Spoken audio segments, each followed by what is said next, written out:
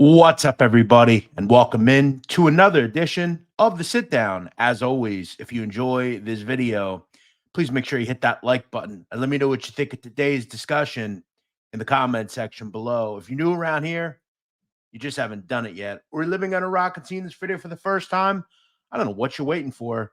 Hit that subscribe button below now so you never miss another sit down video. If you're currently listening to us on iTunes or Spotify, welcome in. I hope you enjoy the show as well. Please leave us a 5-star rating and a detailed review. What's up, everybody? I am your host, Jeff Nadu, and this is episode 173 of the Sit Down. Content is rocking and rolling here, and we've got a really good show planned for you today. I've teased this show. I think it's one of the better shows that I think I've really researched over the last year or so, really kind of interested in today's topic. And I've always said, when it comes to the mob, my favorite era of the mob to talk about is the Bonanno Crime Family from essentially the late 70s to present day. I think they're just a fascinating group. You have members who were full of deceit. You have members that decided to go to prison. You had a family that went from being, quite frankly, the strongest in the country in the 90s to a family that was completely ruined by informants. And we always hear about Big Joe Massino and his historic defection in becoming the first member and boss of a 5 families group in New York to flip.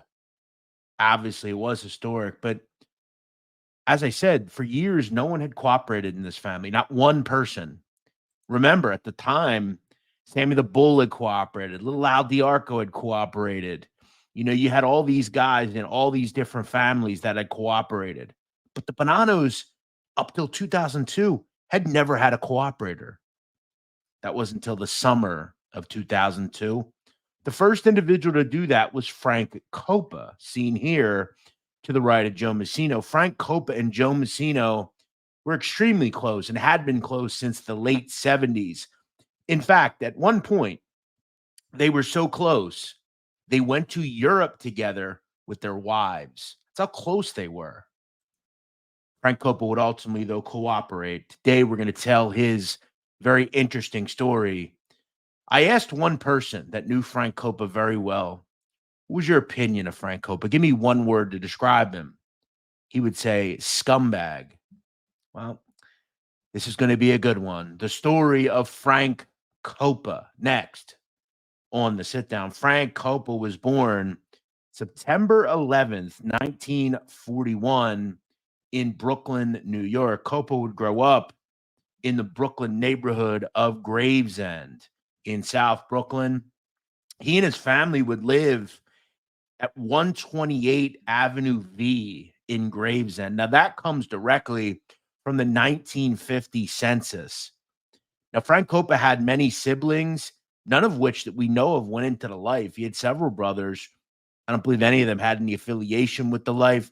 His father didn't either. His father, Michael, emigrated over from Italy, and he was actually a stevedore on the Brooklyn waterfront. Frank's mother was born here in America, but his father, down the road would help him get a job. I think the thought was that Frank Coppa was just going to be like any other hardworking son of an Italian immigrant. And Coppa would say that, throughout his teenage years, when he was in high school at Lafayette High School, which he would graduate from, he would say that he kind of teetered between legitimate work. He worked at one point on the docks. His father would get him the job. He also worked at a grocery store. That said, the neighborhood he lived in, around Avenue U, had a very good imprint as far as gangs were concerned. There was a gang that operated on Avenue U called the Avenue U Boys. And, in the 50s and 60s, these guys were, getting into criminality. And Frank Coppa would talk about the fact that, at 19 years old, he would be arrested. He would be arrested for attempted burglary after he tried to burglarize a clothing store. Now, he also talked about the fact that he was big with the Avenue U Boys, and they were pushing a lot of stolen swag. And he talked about the first score he ever made. It was on watches. and he approximately made $20,000, which was a ton of money in those days. So these guys made money, and for Copa, look, it's just like any other story of any other mobster we've ever talked about. I've talked about Carmine Persico. Carmine Persico's family, his father was a stenographer, I believe. He's very, not wealthy, but he did very well. Persico really had no excuse.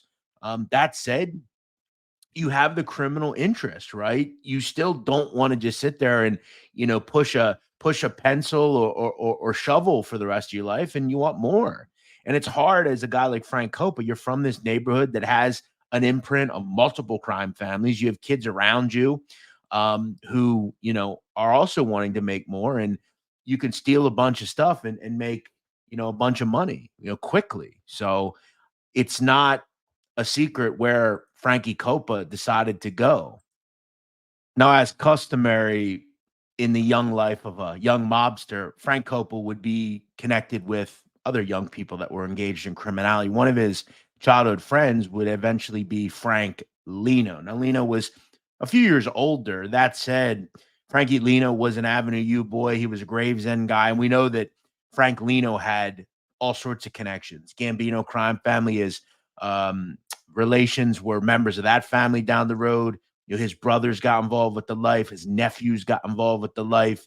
And Copa would discuss that he knew various people in various different families, but he would gravitate towards the Bonanno crime family. And in the 60s, they had a huge imprint in Brooklyn, obviously Bushwick and different areas of Brooklyn. It's the Bonanno family. It's the Colombo family in Brooklyn. How many guys have we heard about? The Anthony Spiros. Joe Bonanno himself was from Brooklyn. So Brooklyn was either Colombo or Bonanno territory, maybe some Gambinos as well. And Copa kind of mentioned that his interest in legitimate work kind of went by the wayside. And as I said, people throughout Frank Coppa's life would describe him as one thing, a scam artist. He is a guy who engaged in probably any and every criminal behavior you would create as a mobster: loan sharking, extortion, stock scams, all sorts of different things. He engaged in everything. And Copa beat people. That's what he did. He would take money from people, not pay them back. And he talked about that in his life. He borrowed millions of dollars from people, some of which he never paid back. But he got his start as a loan shark. That was his big thing: shark money, being a Shylock. And one of the first people he comes in contact with and eventually is put on record with is a guy called Benjamin Coney Island Benny Valvo. And we thank the New York Mafia for this photo. It was the only one I could find of Coney Island Benny. Coney Island Benny and his brother, a person called Matteo Valvo, were made members of the Bonanno family. Matteo Valvo in the 60s was a captain, and they operated out of South Brooklyn, Coney Island, that area. Frank Coppa's put on record first with Benny Valvo, and they work kind of in tandem together with Matteo Valvo as well. Now, Matteo Valvo became a captain in 1962. He took over John Tortomella's crew. Tortomella suffered a stroke. According to LCN bios, Tortomella just kind of, was an old guy by that point. He was born in the 1800s. He just decides, my health isn't good, I'm going to retire. So Valvo takes over, and he establishes a pretty formidable crew in South Brooklyn. Now, Frankie Coppa discussed some of the first money he received went right onto the street. And they always say that when it comes to mobsters, the best money is shark money. It's easy money, right? You just essentially loaning out money and getting free money back, right, with the vig. And Frankie Coppa was now on record with the mob. So people knew, hey, don't screw with him. He's got very powerful people behind him. And he becomes a decent earner pretty quickly. Now, Coppa would talk about throughout his life, he was a big fan of the stock market. He was a guy who made money in the stock market. He knew about scams in the stock market. And he would talk about in the early 60s, he got involved with it, right straight out. He would say that he'd make millions of dollars in the stock market throughout the years. So he was kind of a all-encompassed earner, if you will. He made money any way he could, and knew that the stock market would be a great way to make more money than what he had. Now, in and around 1977, Frank Coppa is 36 years old. He is proposed for membership into the Bonanno Crime Family, and he is sponsored by Matteo Valvo and his brother Benny. Now, he would say that the night that he was made for membership, he got a call from Matteo Valvo, told him to be ready. And alongside Valvo, he was picked up by Stevie Beef Canone and Al Walker Embarado. They would take him to a location in Brooklyn in an apartment, and he would take the oath of the Mafia.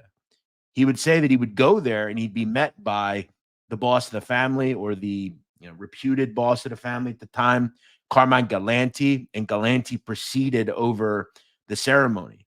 Also made alongside Frankie Coppa that night were Baldo Amato on the left, Cesar Bonaventre on the right, and Johnny Skyway Palazzola. So 4 members were made that evening. Coppa was then placed into the crew of Matteo Valvo. And in that crew alongside of him was Frankie Lino, Salvatore Mirabile, as well as Johnny Skyway Palazzola. Now, also associates of the Matteo Valvo crew were Ernest and Ronnie Filicomo. We'll talk a lot more about Filicomo down the road here. Now, Copa met Joe Massino not far after his induction ceremony in 1977. He would say that he would be introduced to Mr. Massino at the Fulton Fish Market by Matteo Valvo. And, he would kind of infer that he liked Joe Massino, which that would be very important because, in the next couple of years, it would be important to be close to Joe Massino because things would happen where you didn't want to be on the other side of Joe Massino with upheaval attempts. Now, Frank Coppa had to deal, though, with some personal issues in September of 1978. Now, this is kind of a wild story, and I'm going to kind of try to work around some things because there's certain things I can't say here on YouTube. In that year, September 1978, Frank Coppa is at a restaurant that he owns on Victory Boulevard in Staten Island called the Bagel Nosh. Frank Coppa took a lot of his money, invested it in legit businesses, very normal kind of way of life. Coppa is leaving the restaurant and gets into his vehicle outside of the restaurant. And let's just say something was under the hood and something bad happens. Frank Coppa would suffer serious injuries in this, and he would say that his lower body was mangled, really. And this all kind of stemmed from an incident he had with a person called Anthony Coglator. Now, Coppa would say that he would be in the hospital for approximately several months, kind of fighting back. And, I know a lot of people will comment on Frank Coppa's weight later in his life because he definitely had issues with weight. He liked to eat. Look, he's an Italian guy, right? Mob guy. Kind of looked like out of central casting with Joe Massino.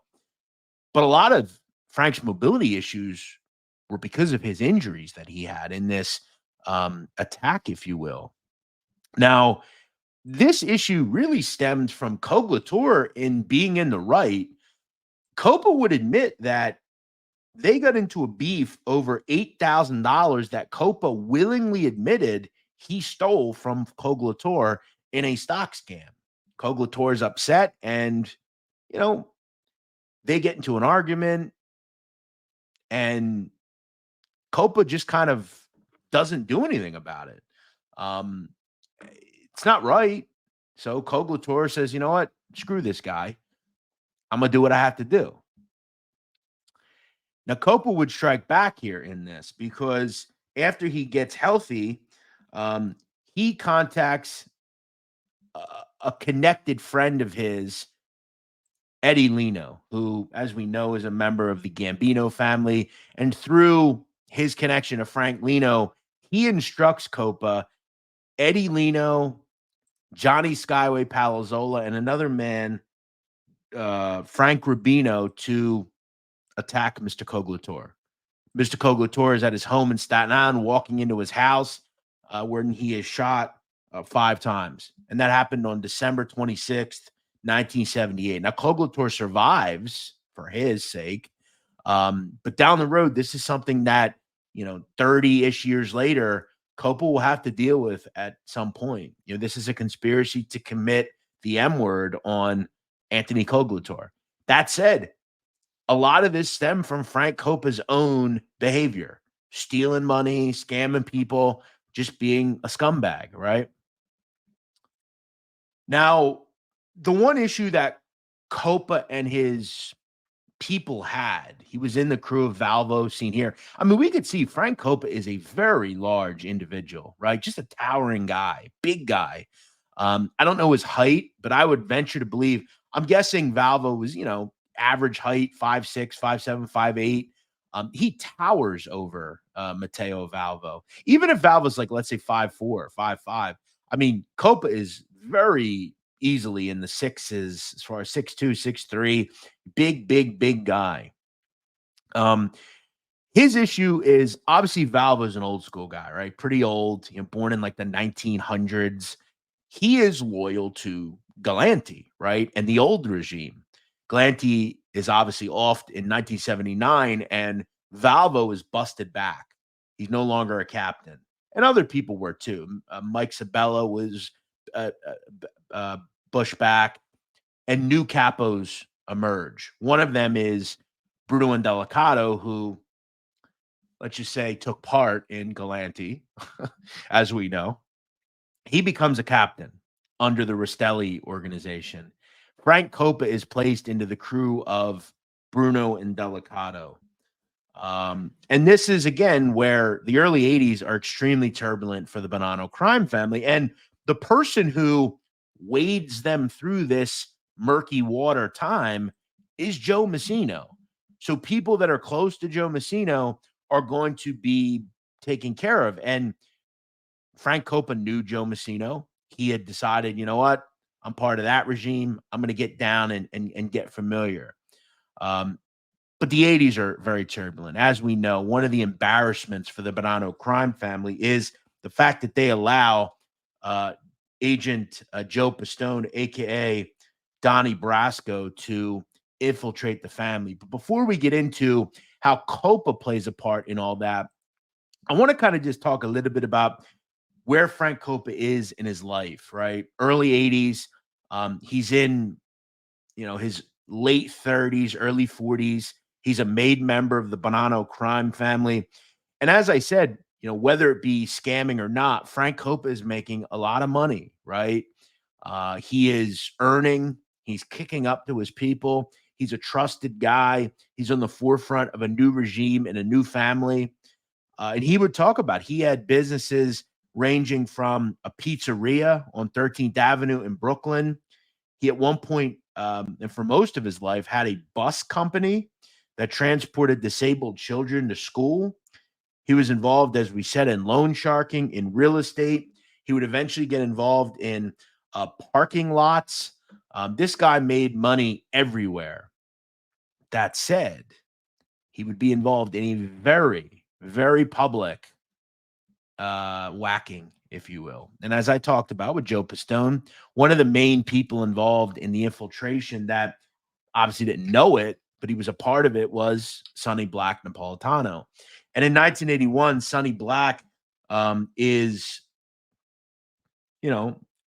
got to be taken care of, right? So we've talked about this before. We know Sonny Black is taken to a home in Brooklyn that belonged to Ronald Filicomo's father. Filicomo is waiting in the basement. And at the home that day was Frank Coppa. Now, Frank Coppa did discuss, and this is important to understand, he did not witness the shots. That said, he did talk about where he was. Coppa would say, quote, Frank Lino rang the doorbell. With him was Sonny Black and Stevie Beef Canone. I opened the door, walked him to the basement door, opened the basement door. Frank Lino went down the basement with Sonny Black, and he was that point shot. At that point, I took Stevie Beef by the arm and walked him out. Now, we had forgotten Sonny Black's keys, so we walked back in. Now, Copa would state that he didn't see this, but he heard them. He heard the shots. And that Sonny Black essentially died like a man. The one thing I believe Copa claimed he heard was, just do me a favor and make it quick, which we can contend. I mean, Sonny Black accepted his fate, right? He did what he had to do, and he accepted his responsibility. Now, Copa was also important in 1980. He participated in assisting in whacking a mob associate called Mikey the Bear Aiello. Copa would claim that this Aiello was a pusher of narcotics, and he gave narcotics to a family member, a female of Frank Lino. I believe it was Frank Lino's niece, and that was a no-no. And this Aiello was marked for muerte, if you will. And the woman was the daughter of Robert Lino, who was Frank Lino's cousin. So, or brother, I believe. So the Linos get a little confusing.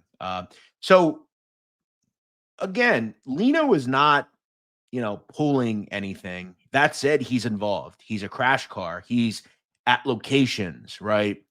People are going and being taken out on his order as well. Obviously not taken out, but Coglator was shot at.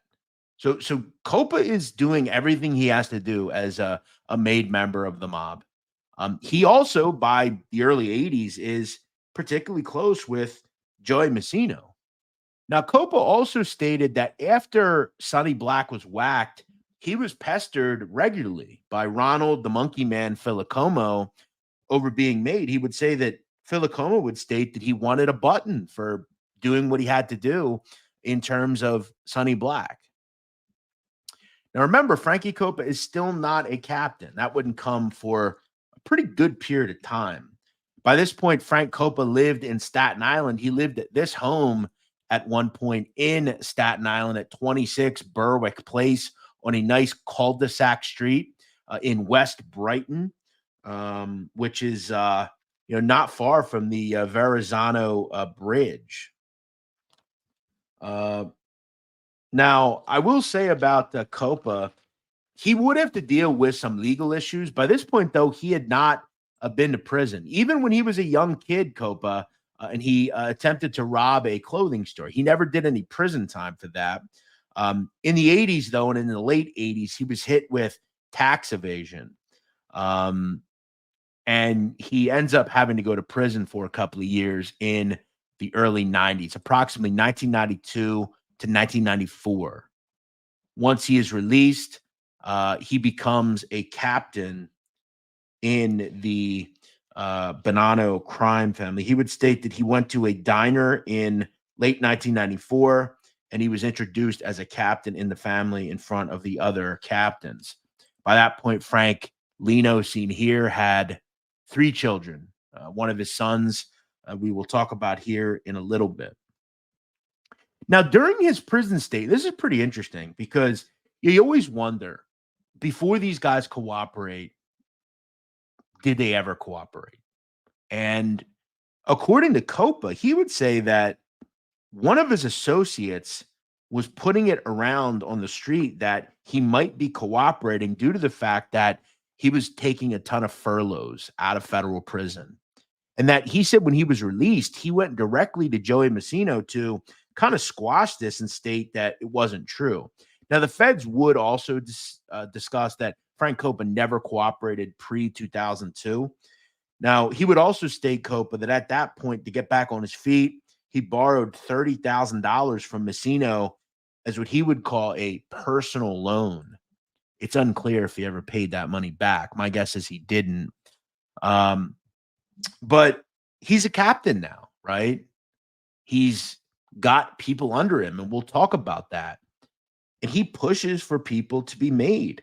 Soldiers under Frank Coppa at that time in 94 into 95 included Richard, Shellackhead Cantarella, Anthony Fiorino. He would also make his son, Frank Coppa Jr., and that would happen in 1995 in a ceremony. Associates in his crew as well included Nicholas P.J. Pisciotti and Peter Lavaglio. Mr. Copa would have a social club and operated out of a social club at Broadway and Kent, not far from Peter Luger's Steakhouse and the Williamsburg Bridge, just a stone's throw away from Manhattan over the East River. Now, I think the interesting thing about Frankie Copa is he has just done everything the right way. He is just kind of ushered his way into the upper echelons of the Bonanno family. And he's quite frankly one of the top captains for Joe Massino. He is Brooklyn on lock, right? He's got Joey Massino. Joey Massino's got Frank Coppa. He's got Cantarella, who's a trusted soldier. He's got his brother-in-law, Salvatore Vitali. He's got TG, who's out on Staten Island and has parts of Brooklyn. He has very trusted people around him. Tony Urso, right? He's a Brooklyn guy. Kind of took over what was left of the old Sonny Black crew. Joe Massino, by the mid-'90s, late '90s, has the most powerful family in the country. And I bring that to you because that's what other people and other families would state. At one point, a member of the Genovese family, a man called Alan Longo, would state on a wiretap that there's two families that run New York, our family and Joe's family, meaning Joe Massino. This guy, Joe Massino, by 95, late 90s, is arguably the most powerful person in New York City from a crime standpoint. Just an incredibly powerful family. And look where they were just 15 years before. They were a complete embarrassment. They dealt with the three capos. They dealt with Sonny Black and the Donnie Brasco stuff. Anthony Mira, all that crap. Joe Massino engineered a lot of things that were kind of first ballot, right? No social clubs, no constant surveillance and talking, trying to make members of people's families so they wouldn't cooperate, just doing things kind of hinder apprehension. And right alongside of him generally is Frankie Coppa. Now, according to Copa, he would state that on a yearly basis, he was kicking up hundreds of thousands of dollars, if not $1 million, to Joe Massino. So Massino has another reason to like him, right? Here, the group can be seen: Joe Massino, his wife on the right, Josephine, with Frankie Coppa and his wife. This was in Europe. Coppa would state that they went to Monte Carlo and they went to France and they went to all sorts of places, and they really enjoyed themselves. That's how close he was. The problems, though, for Frank Coppa would start to come, though, in the late 90s. Coppa, as I said, was always involved with stock scams. He would eventually become involved with extorting a group called State Street Brokerage. And they were a pump and dump scam.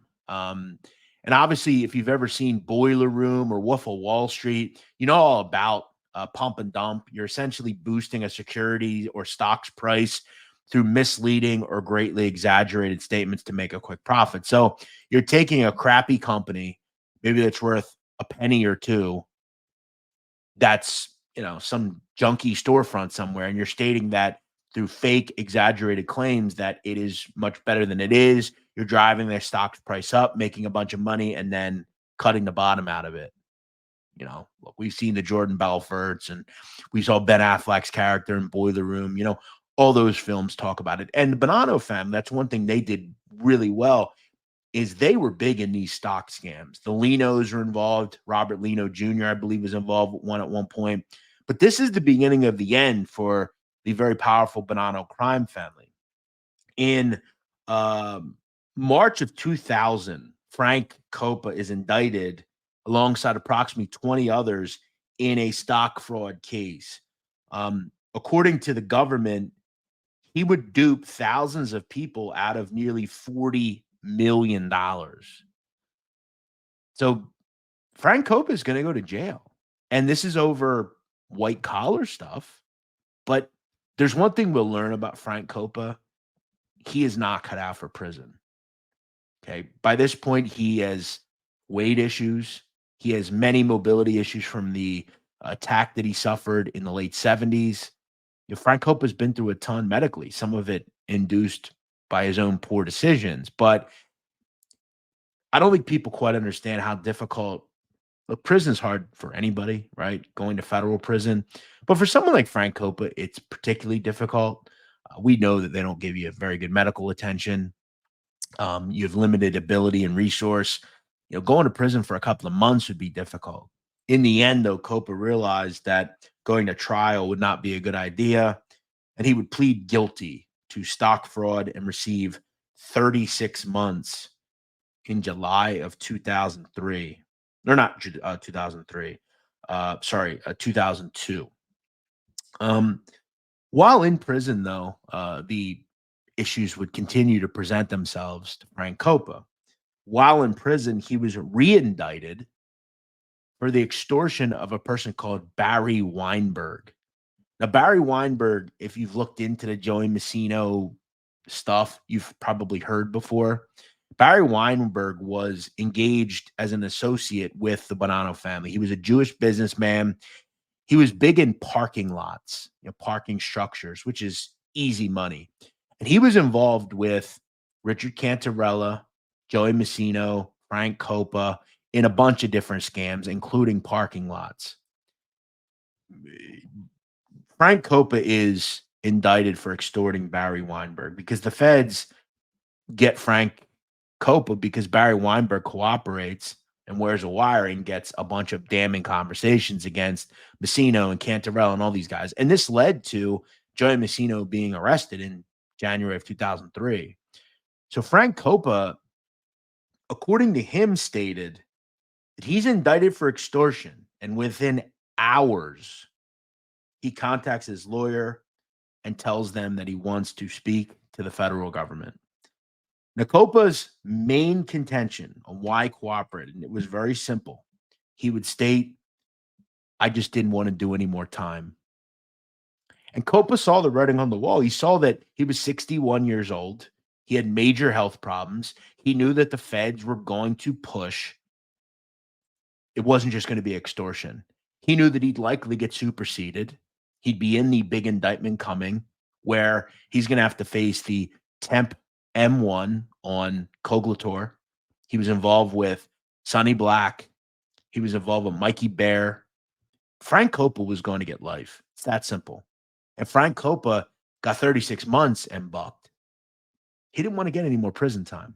And he had talked about that they possibly threw out 70 to 80 months for him on top of the 36. But remember, and I keep stressing this, Frank Coppa was in poor health, right? He had a motor scooter, for God's sakes. He was severely overweight. That probably was a life sentence for him. And he stated, I didn't want to do any more time. Now, Frank Coppa would proffer for nearly 10 days, and he would give, quite frankly, historic evidence. I always say, anytime I read testimony, I ask myself, do I believe this testimony? I found Frank Coppa to be very compelling, very interesting, and we'll go through a couple of things that were bizarre about this testimony. He sparred at times with, the prosecutor, with down the road Joe Massino's attorney, and they were some pretty embarrassing moments. But Frank Coppa really, in my estimation, is one of the most destructive people to ever happen to the Mafia. He allowed the domino effect to start because, as we'll see in what I'm about to talk about, he completely destroyed Joe Massino, Frankie Lino, Cantarella. And guess what? What did all those folks do? Cooperated. No, I don't. Look, Joe Massino was going to get indicted, but Frank Coppa just knew so much. And his cooperation was historic. He was the first person in the history of the Bonanno family to testify as a made man. A family that was celebrated for having no rats finally had one. And it wasn't good. Copa would state, though, that the government were good to him and they allowed him to keep nearly $2 million of his assets, as well as a home in Manalapan, New Jersey. So again, being a cooperator and being an historic cooperator worked out pretty well. Now I'm going to go ahead and venture because when I looked into Frank Copa still has, even in his years after his death, still has a ton of real estate that belongs to his family. Copa did all right, and I don't think his family's going to want for much. The biggest person, though, he would just destroy is Joe Massino. He would testify directly against Joe Massino in 2004, leading to a conviction. He would also say in his testimony directly that in 1995, he made his son, Frank Coppa Jr., a made member of the Mafia. Now, Frank Coppa Jr. declined to be involved with his father and decided that he did not want to take part in this. And as far as we know to this day, is still just a regular member society. It is reputed that he's a made member of the Mafia, though I have seen various reasons to believe that he's a very charitable individual.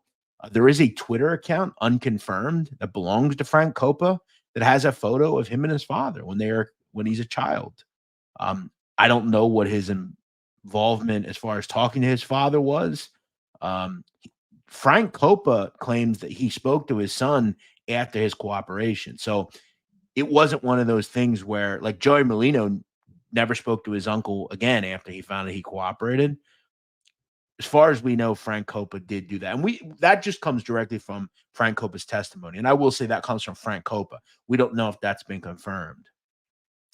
Now, I do want to talk about some of the bizarre things that came out of this testimony. One of them involved a weird back and forth over fried chicken. And this stemmed from Frank Coppa admitting that after they whacked Sonny Black, he was tasked with going and getting fried chicken for the group. And he was asked at one point if he was an expert on fried chicken, which was quite funny due to his weight. He also talked about at one point he was extorting a fried chicken restaurant in Brooklyn. Kind of an odd back and forth. But one of the most bizarre back and forths came between the attorney of Joe Massino and Frankie Coppa. And I will admit, this comes directly from the testimony. This involved Joe's attorney, a person called David Breitbart, and Frank Coppa. So this is direct kind of testimony. And I want to start in inferring. I want to make this clear. Frank Coppa never admits to what I'm about to talk about, but it is quite embarrassing, especially for his family. And this derives starting with a conversation that he would be asked about involving a question, what is Sammy's? And he responds, Frank Coppa, that he didn't know what that was. Question is, you don't know what Sammy's is? What Frank Coppa would respond, Sam's Restaurant. Yes, Sam's Steakhouse Restaurant on 2nd Avenue at 64th Street. He's asked, were you shaking that place down? To which Coppa would respond, yes. Who were you extorting at Sammy's? I was extorting Sammy himself. He's then asked, was there a showcase theater there? To which Coppa would respond, yes. What was it called? I don't recall, says Coppa. Do you remember if it was called Deja Vu? Frank Coppa, yes, that was it. That was it. Deja Vu was what kind of show, he's asked. It was a gay club. Breitbart, a gay club? Did it have transsexuals there? Men who dressed up as women? Frank Coppa, yes. So in that question session there, Frank Coppa is trying to act like he doesn't know what Deja Vu is. He doesn't know who performs there. But then he goes, oh, yeah, that's right. It gets bad for Frank Coppa. Were there any particular people there that were featured in the show that you had a relationship with? Bit of a bombshell. Copa would respond, I don't understand the question. He's then asked, did there come a time when Ronald Filacoma was at Sammy's as well when you were at Sammy's? Copa would respond, yes. He's then asked, what did you use him for? He came to the shows. I don't remember using him for anything at that time. He's then asked, did you describe Ronnie Filacoma to the government? Copa, yes. Have you described him as a vicious murderer? Copa, yes. Okay, this vicious murderer, did he walk in on you when you were having a sexual relationship with Cher? Question mark. Copa would respond, never. To which there's an objection, and the objection is sustained. And they would continue, Mr. Breitbart, to ask, was one of the featured players at Sammy's in the Deja Vu show someone who mimicked or looked like Cher? Copa, yes. What was that person's real name? Copa, Joseph Mattia. Did you have a relationship with Joseph Mattia? Copa, he was my accountant. Again, in addition to that, did you have a relationship with Joseph Mattia? Copa, no, but Ronnie Filicomo did. Let's go back to what we're talking about here. David Breitbart, Joe Massino's attorney, is trying to essentially get out of Frank Coppa that he had a sexual relationship with a transsexual who dressed up as a Cher impersonator. Kind of bizarre. Now, what's really weird about this story is Frank Coppa doesn't admit to it, but he tries to pawn it off on someone else who tried to pawn it off on him. That said, my guess is this is true because I have heard from multiple people.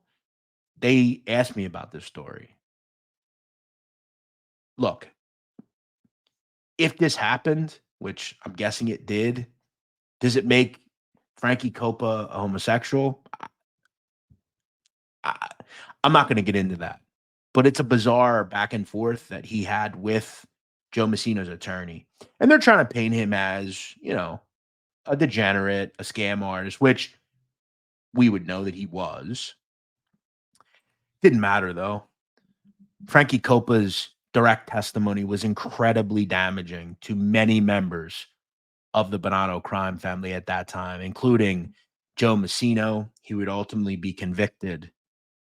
And in the end, Frank Coppa was credited for bringing in and making cases on nearly 90 members and associates of the Bonanno crime family and got the ball rolling on many other people to cooperate, including Joe Massino, Frank Lino, and Richard Cantarella. It also would include other cooperators too, like James Tartaglione. Anthony Graziano got a big case due to this. Tony Green Urso got a big case due to this. Cesar Baldo Amato, all sorts of people. Very, very, very, very concerning. So we look back. Frank Coppa, what did he plead guilty to? Well, he pled guilty to ordering the Coglator hit, assisting in Sonny Black, and he also provided info leading to a conviction on the three capos, Anthony Mira, Louis Tuzio, the man who whacked Gus Faraci, as well as others.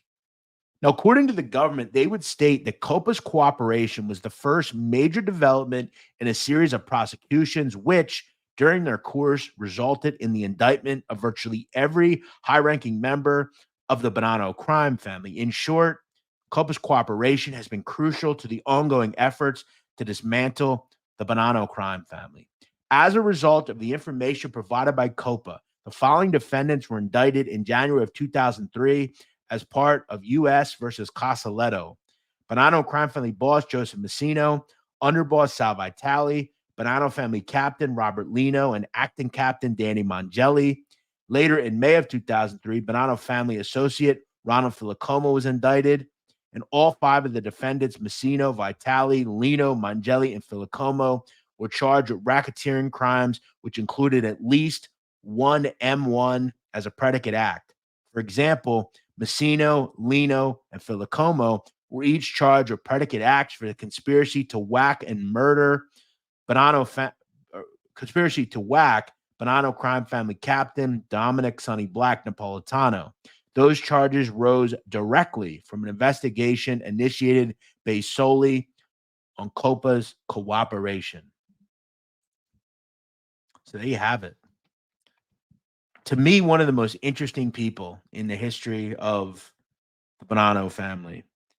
In late 2014, Frankie Coppa, about 10 years later from this original arrest, was sentenced to time served and was released. Frank Coppa would die earlier this year in 2024 in Sarasota, Florida. He was 82 years old. Now, it's unclear how he died. My guess is natural causes. That said, he actually lived a pretty long life after he was indicted. Now, he had to do about 10 years in prison. That said, for the last 10 years of his life, he lived pretty well. He lived down in sunny Sarasota, a pretty nice way to spend the rest of your life. I would love to know how it all happened. Frank Coppa was quiet, though. We didn't hear much from him. In fact, we didn't hear anything from him. I think Coppa just realized that for the last short time in his life, he just wanted to be free and live amongst us regular folk. As I said, Coppa was 82 years old. So that's that. Really one of the more interesting stories to me in that family's history. They went from being really one of the top families to one of the most disgraced. And it led to the defection of the boss, Joe Massino. As we know, Joe Massino died late last year. Frank Lino died last year. Shellackhead Cantarella is still alive. In fact, he was featured recently in a History Channel documentary. He lives out in Arizona with his son, Paul. But yeah, most of these guys, Vinny Asaro, he passed. A lot of these guys are gone. And it has us look back to that era and this era in general. It's history now. But hey, damn, it's interesting. I hope you enjoyed this video. I invite, if you did, please hit that like button. If you'd like to support our channel, hit that super thanks icon in the bottom of the chat underneath this video. I appreciate all of you as always. I really enjoyed doing this episode. It was something I went a lot through. I'm going to probably, if I get some time, I'm going to try to put a blog together, all of the interesting testimony we got from Frank Coppa. I spent money to get this, so it's not exactly, it is public. You could get it if you really wanted. Yeah, so that's that. I hope you enjoyed this episode. As always, we'll see you next week here on the Sit Down.